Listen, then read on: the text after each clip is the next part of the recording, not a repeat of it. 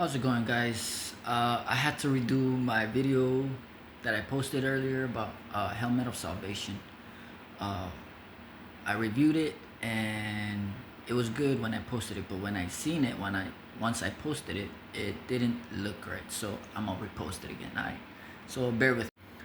So the Helmet of Salvation is part of the armor of God, and what it's about is to protect your mind from doubt, fear, evil thoughts. That includes cuss words, adulterous things, sexual immoral stuff, sin in general. And what we should do is focus on eternal security and in God's truth. So I'm gonna post more in the description, other verses, but these are the top 3 verses that I want to cover for this video. So in the New Testament, you got 2 Corinthians chapter 10, verse 5. It says, we take every thought captive to make it obedient to Christ. What does that mean? It means every thought that comes in your mind is not just yours, but of the devil and God. So when a thought comes in your head and it's not your thought, and you don't know if it's the Lord's thoughts or the Holy Spirit talking to you or the devil, what you should do is pray. Pray, seek guidance, ask God to help you discern what these thoughts are. And by doing so, you submit it. You give it up to God. Say, Lord, I don't know if this thought is from you or from the devil. Could you help me discern if it is from you or from the devil, or if it's from me? And for me, most of the time, the Lord usually use videos or songs, and sometimes, or majority of the time, scripture. So there's times where I open my Bible, and it just so happened to land on a verse. So the 2 other verses that actually helped me go through this is Matthew chapter 12, verse 43 to 45, and 1 Kings chapter 6, verse 11 to 13. So in Matthew chapter 12, verse 43 to 45, it states, when an impure spirit comes out of a person, it goes through arid places, seeking rest, and does not find it. Then it says, I will return to the house I left. When it arrives, it finds the house unoccupied, swept clean, and put in order.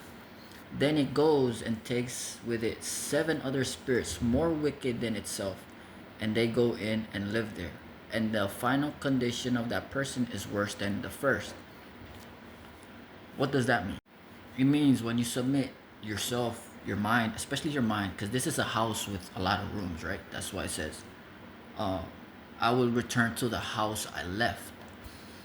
So what it talks about is that the spirit that left this house that you finally let go of, yeah, it will go to like the desert, to arid places, and once it comes back, it'll see that this house of yours has been swept clean, neat, organized, and everything. So it goes back to the desert, and it takes 7 other spirits. Those 7 other spirits are the 7 deadly sins, and in my other video you'll see what 7 other spirits are. So the 7 deadly sins are sins that are detestable to God. And so the spirit that left will bring 7 other spirits to come back to your house and tear it apart. So the verse that goes with Matthew chapter 12, verse 43 to 45 is 1 Kings chapter 6, verse 11 to 13. And it's there. Concerning this house, which thou art in building, if thou wilt walk in my statutes, execute my judgments, and keep all my commandments, to walk in them, then will I perform my word with thee, as so how he was with David. You guys might probably wonder, like, okay, how does the 2 verses relate? Simply like this: when the impure spirit leaves, right, and your house is clean, what you have to do is, when you are building it, while you're building the house, because it's clean, You gotta walk in the Lord's commandments, execute His judgment, and walk in His statutes. So just like, for example, David Goggins, he has a mind of like titanium, like, you know what I mean? Like, the house he done built in his mind is like titanium. It's impenetrable. Why? Because of discipline. Without discipline, uh, it's like it's like a city that has broken down walls. Anybody can raid it. Anybody can get in there and tear it down even more. And the condition of the person now, after the seven other spirits invaded the house, is worse than the first. Meaning, it's worse than when it was cleaned up, swept, organized, and everything. So we have to be vigilant and be sober. Yeah? Take captive of every thought that comes in your mind. One more verse I want to talk about or cover. It's Proverbs 4:26. Give careful thought to the paths for your feet and be steadfast in all your ways. Another Proverbs that goes with that is Proverbs chapter 24, verse 3-4. By wisdom a house is built, and through understanding it is established. Through knowledge its rooms are filled with rare and beautiful treasures. So just like a carpenter, a wise carpenter knows how to build a house.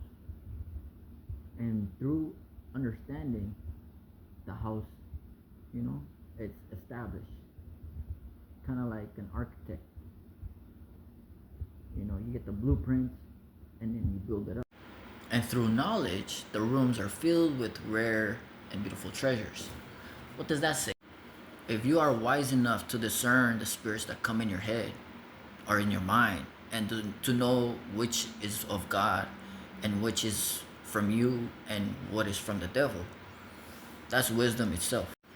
And you understanding that the thoughts that come in your head are not from you and not from God, it's established. And by knowledge and recognition that it's from the Lord, guess what? It's filled. The rooms are filled with rare and beautiful treasures. What are these rare and beautiful treasures? Rare and beautiful treasures are from God, So wisdom is better than rubies and gold, especially wisdom from the Lord, because there's no wisdom that's from humans that are better, prosperous than what is from God. So wisdom from God is verse 14, chapter 24.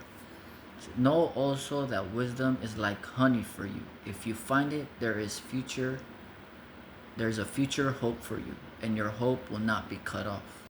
So that's like waiting on the Lord, praying day in and day out, in season and out of season.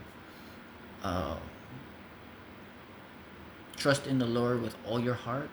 Lean not on your own understanding, but in all your ways acknowledge Him, and He will direct your path. So that verse simply says, everything that you do starts from your mind, and then from your mind to your heart, and from your heart out your lips, right? So you got to give careful thought about everything that comes in your mind, And if it's doubt and fear, trust in the Lord with all your heart.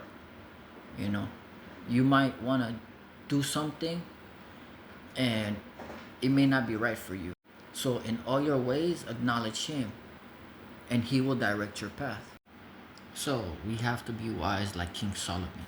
In Ecclesiastes chapter 2, verse 14 says, the wise have eyes in their heads, while the fool walks in darkness. Would you rather be a fool or wise? And know that once you give your life to Christ, the path that you will take is not an easy path. I hope y'all have a blessed day. Happy Valentine's. Yes, sir.